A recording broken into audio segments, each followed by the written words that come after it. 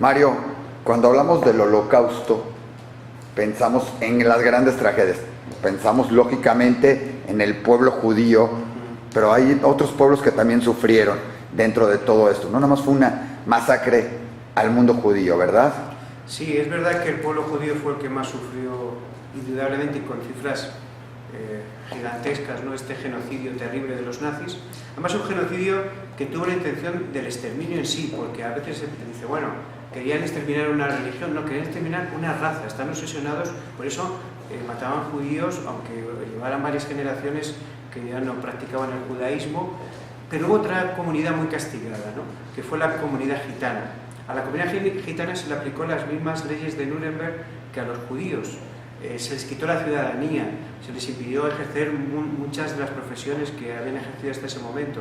Se prohibieron los matrimonios mixtos y los que aún así se saltaron esa norma pues estaban muy perseguidos, ¿no?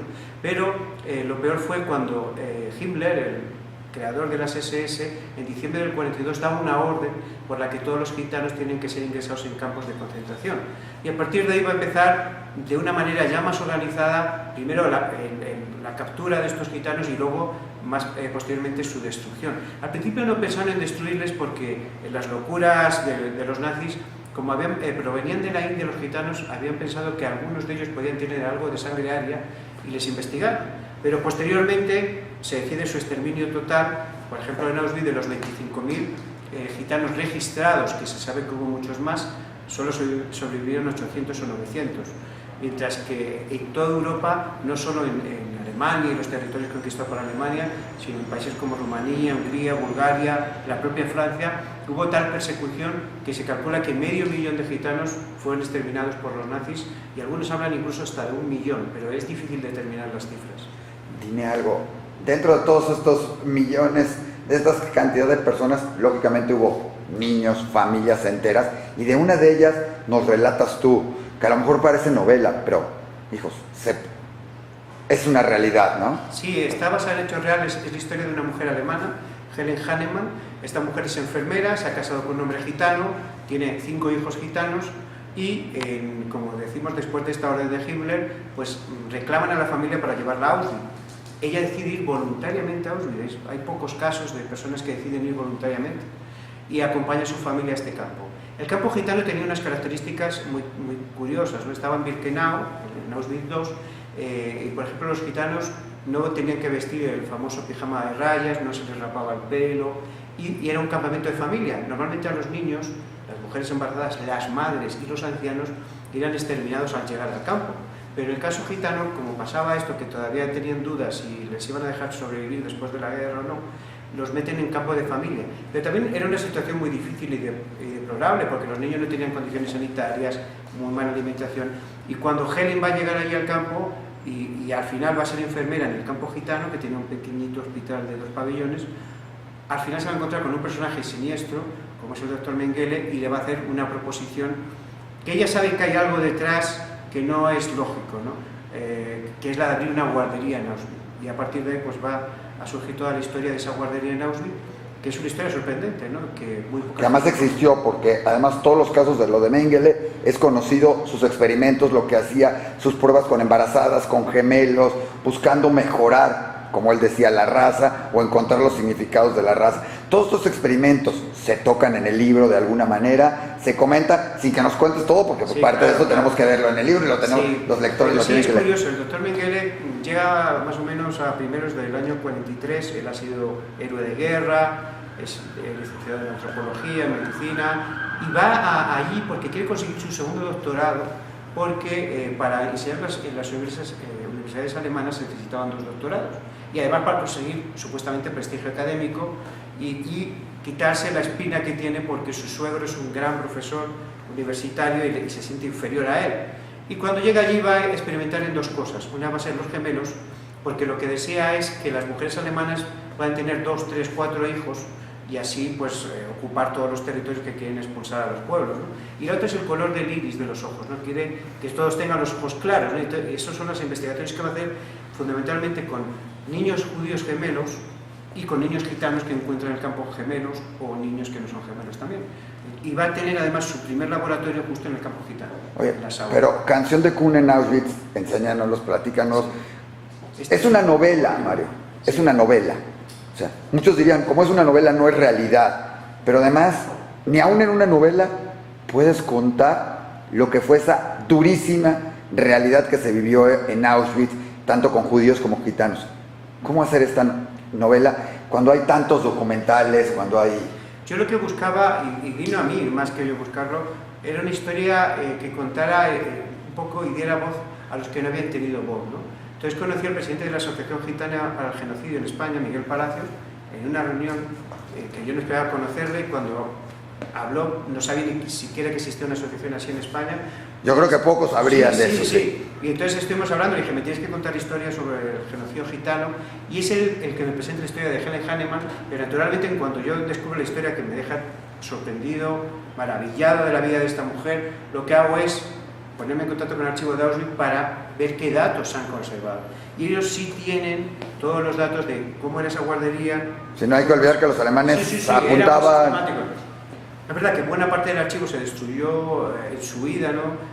Cuando los rusos ya se están acercando a Auschwitz, pero se ha conservado que Helen estuvo allí, su familia, todos estos datos, y cómo era incluso la guardería, sus horarios, y eso me daba ya más pie para basar todo en hechos reales. Y luego hice una visita a Birkenau, Auschwitz 1 y 2, en ese invierno, además era en invierno, en pleno diciembre, en Polonia, y fue muy duro, ¿no? Pero quería ver el mismo cielo que ella había visto y experimentar las mismas sensaciones, ¿no? Auschwitz es un sitio terrible, ¿no? Se sigue palpando la maldad, el odio. Se huele. Muerte, sí. Se siente todo eso, cada uno. Necesitaba estar allí para poder luego reflejarlo. Y lo hice en forma de novela porque yo creo que es más importante no solo dar información, sino llegar al corazón de las personas, ¿no? Y creo que es una novela que llega al corazón de las personas y al final lo que hace es que tú sientas que eso te podía pasar a ti, ¿no? Porque a veces la gran desgracia es que pensamos, bueno, eso pasa a los judíos, pasa a los gitanos, pasa al otro, pero puede pasar a cualquiera, porque la locura del racismo, de la xenofobia y del odio al diferente está en todo el lugar. Oye, me comentas y tú lo dices, pudo haberle pasado a cualquiera, sí. Pocos lo entendemos, y hay que estarlo y sentirlo en Auschwitz. Han pasado muchos años, cada vez se pierde más, sí. Y a lo mejor algunos ya dentro de algún tiempo lo verán como, desafortunadamente, las cruzadas o como esto, sí. Y estos los verán como las novelas y las grandes historias. ¿No tienes ese sentimiento de que al escribir una novela se pierde un poco la realidad y la gente interprete que eran historias inventadas? ¿Cómo enseñar que lo que tú tienes, que tú sentiste estando ahí en Auschwitz, en Birkenau, es una realidad y que la gente diga, es una novela, pero es una novela de alguien que realmente existió? Sí, yo lo que hago varias cosas siempre en este tipo de novelas. Una de ellas es, primero, que pongo los datos históricos al final para que la gente tenga la información real de lo que pasó, pero sobre todo lo que intento es ambientarla de tal manera que sea totalmente veraz y que se centre no solo en lo que veían los prisioneros al llegar, sino en lo que sentían. Entonces, me he basado mucho en testimonios escritos. Hay un libro que se titula Un gitano en Auschwitz, que expresan de cómo ellos vivían, veían la realidad, para que el lector cuando lea la novela sepa que es mucho más que una novela, que es un testimonio escrito en forma novelada de una realidad que sucedió. Yo creo que la novela histórica, en este caso es contemporánea, pero podemos decir que es histórica, cumple esa función. Yo mismo, que soy historiador, me metí dentro de la historia y me hice historiador porque las novelas, sabiendo que había cosas de ficción y cosas que no eran reales, me hacían vivir la historia, ¿no? Y yo creo que ese es el secreto. Dentro de, cuando ya los supervivientes, por desgracia, ya han fallecido, cuando el mundo siga cambiando, las novelas seguirán ahí dando testimonio, igual que los libros de investigación naturalmente, pero las novelas siguen dando testimonio de lo que pasó. Y creo que es un legado que tenemos que dejar, ¿no? A veces nosotros desapareceremos, pero los libros no.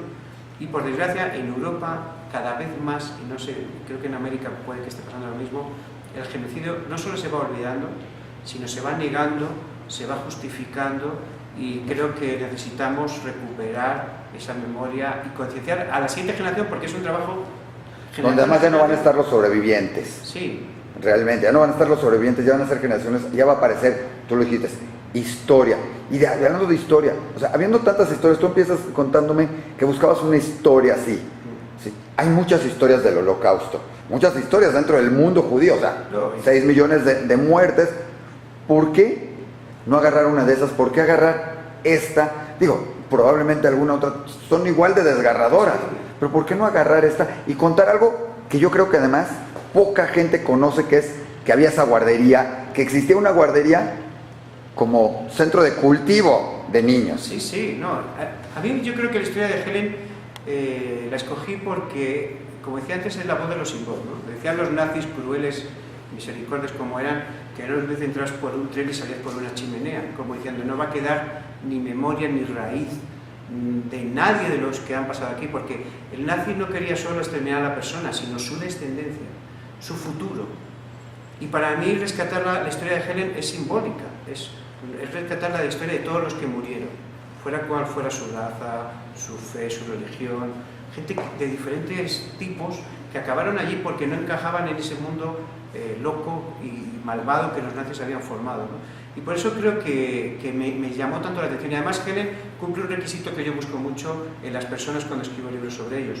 Yo le llamo personas mestizas, que están a pie entre dos culturas, entre dos formas de ver el mundo. Entonces, Helen no era gitana, pero entendía el mundo gitano porque se había casado con un hombre gitano. Pero al mismo tiempo era alemana.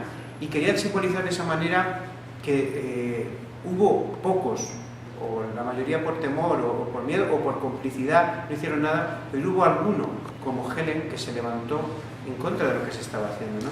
Y para mí Helen es un testimonio de esperanza. Es decir, cómo alguien, en un infierno como este, donde lo que querían los nazis era destruir el alma de la persona, deshumanizar a la persona, convertirla un poco más que un animal, incluso por eso usaban a prisioneros para que fueran capos y ellos mismos se deterioraran y mataran unos a otros y se humillaran. Helen mantiene esa dignidad, ¿no? Y en ese sentido vence al Tercer Reich. Y no le vence con armas, no le vence con fuerza, ¿no? Le vence con el amor. Y creo que ese es el secreto, ¿no? A veces se nos olvida. Pensamos que tenemos que combatir al mal con más mal. Y cuanto más mal ponemos sobre la mesa, nos desvirtúa y destruye lo bueno que queremos hacer. Entonces, yo creo que Helen cumplía ese requisito. Ella no usa el mal para vencer al mal, sino el bien. Y eso fue lo que me atrajo, ¿no? Entre tantas historias que hay. Pero no sé, sigo investigando, ¿no? Porque tengo una historia ahora sobre el sur de Francia y los niños, sobre todo, que huían en Francia judíos, que estoy ya investigando para el año que viene. Y creo que también va a impactar a los lectores, ¿no? Porque quiero reflejar otra vez eso, ¿no? Cómo hubo buena gente que ayudó.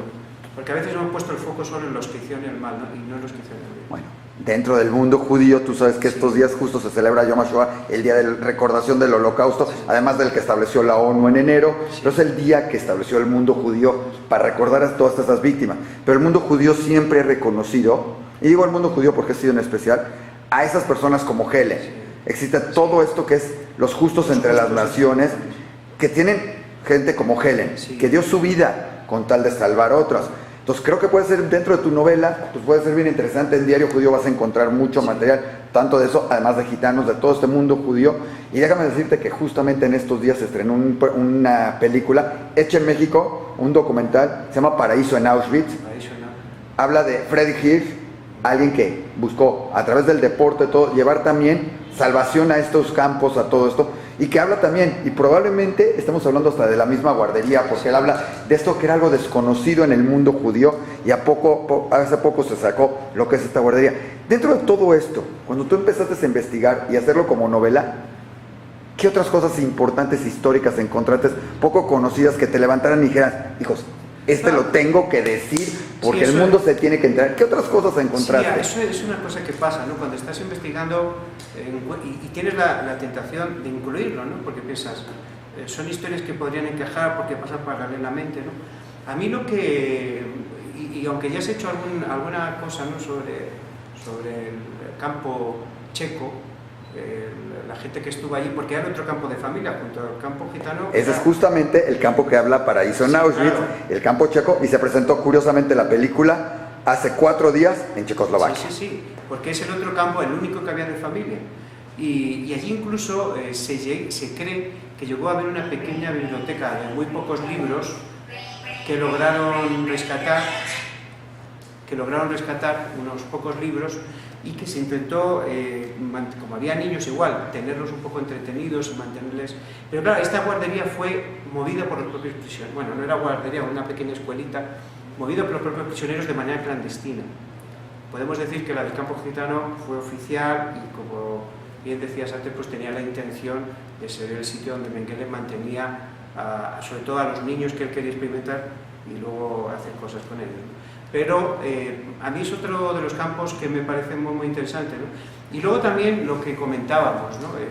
Cómo al haber tantos judíos sefardíes, ¿no? en Auschwitz, que hablaban el idioma que han conservado ancestral durante 500 años, pues también hay cosas que me sorprendió, ¿no? Nunca había caído en la cuenta de que era, junto al hebreo, ¿no? Pues el idioma que... Sí, lo que es el yiddish y lo que es de los judíos ashkenazim y el ladino, sí, de los judíos sefaradíes. El español antiguo del siglo XVI.